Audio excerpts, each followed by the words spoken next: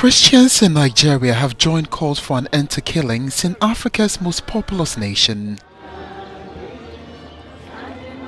On Wednesday, official sources said 11 Hausa Muslims. प्रभु यीशु मसीह के नाम में आप सभी को जय मसीह की जीसस वॉइस यूट्यूब चैनल में आप सभी का स्वागत है। तो मेरे प्रियो, अभी खबर ये आ रही है कि लगभग 10 मसीही लोगों की हत्या कर दी गई। जी हाँ, और साथ ही साथ एक पास्टर की पत्नी की भी हत्या कर दी गई। जी हाँ, इस प्रकार से ये खबर आ रही है विरोधी लोगों ने, जो मसीही लोगों से नफरत करते, विरोध करते हैं, और लोगों ने लगभग 10 मसीही भाई बहनों की हत्या कर दी। ये जो घटना है वो नाइजीरिया में पिछले दिनों से मसीही लोगों के ऊपर बहुत ज़्यादा अत्याचार हो रहा है।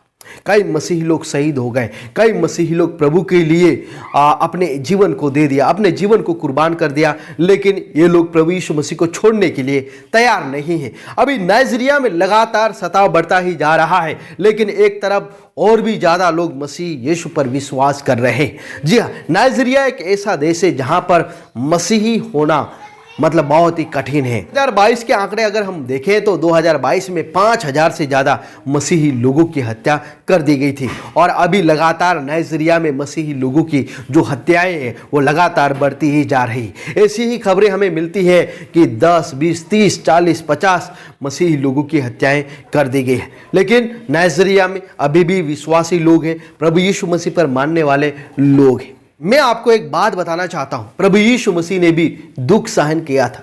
प्रभु यीशु मसीह को भी सताव से होकर गुजरना पड़ा था। जी हां, यीशु मसीह के पीछे आने वाले जो लोग हैं, जो शिष्य लोग हैं, जो विश्वासी लोग हैं, उनको भी ऐसे ऐसे दुखों से होकर गुजरना पड़ेगा। इसलिए विश्वास में स्थिर रहें। न्यूज़ के अनुसार बताया गया है कि नाइजीरिया के तराबा राज्य में कम से कम 10 ईसाइयों की हत्या कर दी है। न्यूज़ के अनुसार बताया जा रहा है कि फुलानी चरवाहों ने तराबा राज्य के गांव पर हमला कर दिया, जिसमें कम से कम 10 मसीही लोगों की हत्या हो गई है या हत्या कर दी। क्षेत्र के निवासियों ने बताया कि ये जो हमला हुआ था लगभग 6 बजे हुआ था और पूरे गांव को घेर लिया था, जिसमें से कई लोग भाग गए और कई लोगों की ये आतंकवादियों ने, मसीही विरोधियों ने उनकी हत्या कर दी। सबका न्याय परमेश्वर के पास है। जब न्याय होगा तो सबको न्याय के सामने खड़ा होना पड़ेगा। तराबा राज्य के पुलिस प्रवक्ता ने कहा है कि पुलिस ने लगभग 10 लोगों की मौत की पुष्टि की। वहां के निवासियों ने बताया कि ये जो हमला है वो क्रिश्चियन लोगों के ऊपर किया गया था, और बताया जा रहा है कि विशेष रूप से यांगूत विकास क्षेत्र में लगभग 20 क्रिश्चियन लोगों को मार दिया गया था।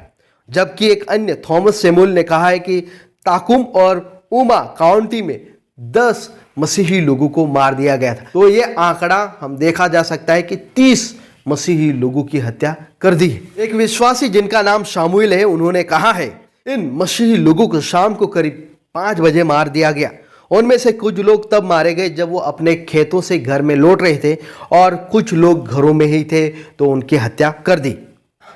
आतंकवादियों ने जिसको भी देखा उनके ऊपर गोलियां चला दी। जी हाँ, इन लोगों का मानना है कि यहाँ पर ईसाईयत नहीं फैलना चाहिए, और वो ईसाईयत को ख़त्म करना चाहते हैं, क्रिश्चियनिटी को ख़त्म करना चाहते हैं। इसलिए लगातार नाइजीरिया में अलग अलग राज्यों में मसीही लोगों के साथ अत्याचार हो रहा है। शामुएल ने मॉर्निंग स्टार न्यूज़ को बताया कि हमारे क्षेत्र में फुलानी डाकुओं ने हमले के मुद्दे सामने आए और वे लगातार हमारे गाँव पर हमला कर रहे हैं। डाकुओं ने ताकुम, उमा रोड और यांगूत समुदाय के आसपास के अन्य क्षेत्रों की घेराबंदी की, जहां उन्होंने कई ईसाइयों को मार डाला है।